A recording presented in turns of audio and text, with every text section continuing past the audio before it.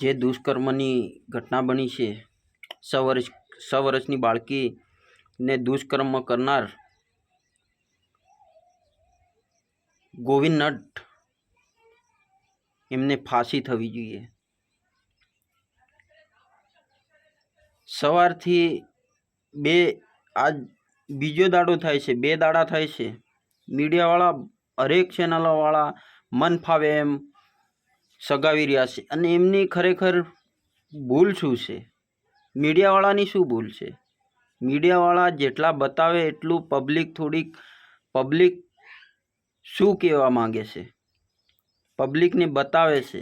ખરેખર આ કૌભાંડ થયું છે, આ દુષ્કર્મ થયું છે, આ ગોવિંદ નટે આ કૃત્ય કર્યું છે, એ સાલો શિક્ષક છે, આચાર્ય છે, અને આવું કર્યું છે। તોય મીડિયાવાળા એટલા માટે હરેક ચેનલમાં ન્યૂઝ બનાવે, મતલબમાં આપને ટીવી સિરિયલ ઉપર દેખાડે, એનો મતલબ કે આપણે જાગવાનું। સાલા ગોવિંદ નટને ફાંસી થવી જોઈએ, ફાંસી થવી જોઈએ, ફાંસી થવી જોઈએ।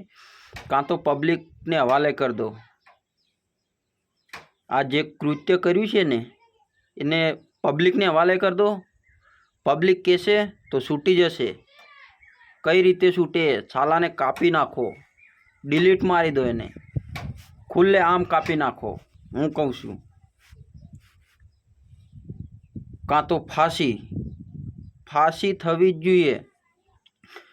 જે 6 વર્ષની બાળકી ઉપર જે દુષ્કર્મ કર્યું છે ને, આવનાર સમયમાં વારંવાર આવી ઘટનાઓ બને છે। સરકાર પણ જવાબદાર છે એમનું। જે સરકાર હાલની સત્તાની સરકાર છે, એમને ખરેખર હું કહું છું કે એવો કાયદો બનાવી દો, તમે એવો કાયદો બનાવી દો કે કોઈ આવું કૃત્ય કરે સીધું મોત જ, ફાંસીને માછડે જ ચડાવી દો, એટલે દાખલો એક બની જશે। સાલાને ભગવા કપડાં પહેરે છે, આ ગોવિંદ નટ છે ને, ભગવા કપડાં, તમે એમની પોસ્ટર જોજો, શ્રી રામના પોસ્ટર પછાડી, પછી બીજા પેલા લુખેશની હાથે કેટલા બધા પોઠા પડાયેલા છે, બધા ભગવાદારી। એ ખુદ ગોવિંદ નટ એ બી ખુદ ભગવા કપડાં પહેરેલા ઘણી પોસ્ટમાં જોવા મળતા હશે તમને। મીડિયાવાળા બહુ એમની ખોલીને એમની જેટલું પણ છે એટલું ખોલીને બતાવે છે। એટલો હરામી છે આ ગોવિંદ નટ। અને એમને કાયદો તો હવે કાયદો આજ સુધી એવો કોઈ કાયદો જ નહીં કે બચી જ શકે એવા જ કાયદા છે। આપણા ભારતના બંધારણ મુજબ કોઈ એવો કાયદો નથી કે એને ફાંસી કરી શકે, પણ જીવિત।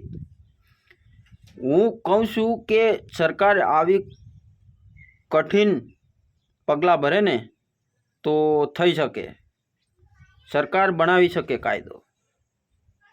બાકી તમે બીજા માટે કંઈ નહીં કરો, પણ આ જે દુષ્કર્મ કરનારને સીધો મોતનો કાયદો એક બનાવી દો તો દાખલો એવો થઈ જશે કે આવનાર સમયમાં કોઈ વિચાર પણ આવો નહીં કરી શકે। ગોવિંદ નટને ફાંસી જ થવી જોઈએ, ફાંસી થવી જોઈએ।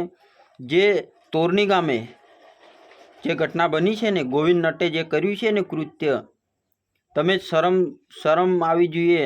બાળકી સવારે 10 વાગ્યે સ્કૂલે, એમની માં એમની પાછળ એની જવાબદારી મુજબ કે અમારા સાહેબ આચાર્ય ને ભરોસે મૂકી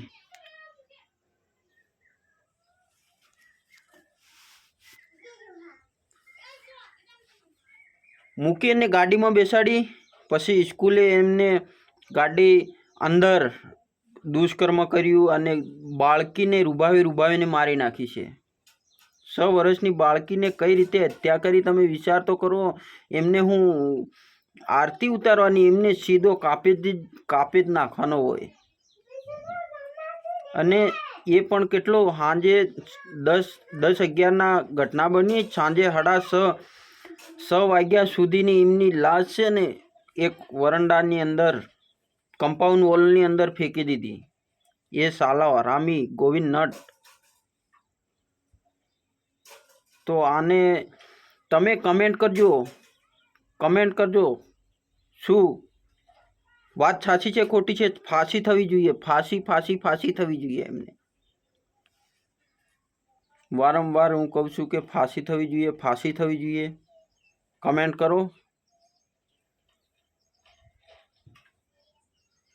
બધી પબ્લિકને જાહેર મંચ ઉપર આમની ફાંસી કરાવો. ગોવિંદ નટ સાલો હરામી લુખેશ. સીધી એની ફાંસી કાપી જ નાખો એમને.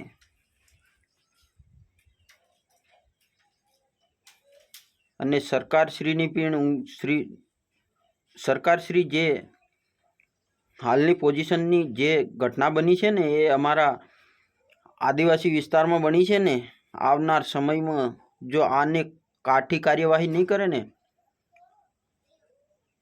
તો આવનાર સમયમાં તમે પણ ધ્યાન રાખજો કે ખરેખર શું કાયદો બનાવવો જોઈએ. તો બનાવી લેજો, કાયદો બનાવી લેજો, હજુ બનાવી લેજો ને આને એક દાખલો સાબિત કરી દો તમે કે મોત જ થવું જોઈએ એવો એક દાખલો બેહાડી દો તમે. તો હું સરકારને ચોખ્ખી માનીશ કે હા, સરકાર બી ખરેખર મજબૂત છે. આટલા દિવસથી મીડિયાવાળા બી બિચારા કેટલા મહેનત કરે છે, તોય તમારા ધ્યાનમાં આવતું જ નથી. કઈ બેઠેલા છે, ક્યાં જયેલા છે તમે? કોઈ જવાબદાર છે જ નથી લાગે.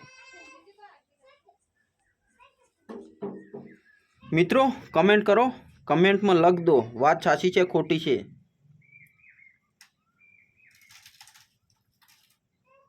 કમેન્ટમાં લખી દો. તમારે જે મને ગાળો બી બોલી હોય ને તો બોલો, ખબર પડે કે મને કોણ માણસ સાચો છે, કોણ ખરાબ છે.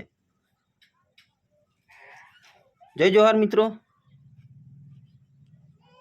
ફરી હું એક નવો વિડીયો આવો લઈને આવીશ.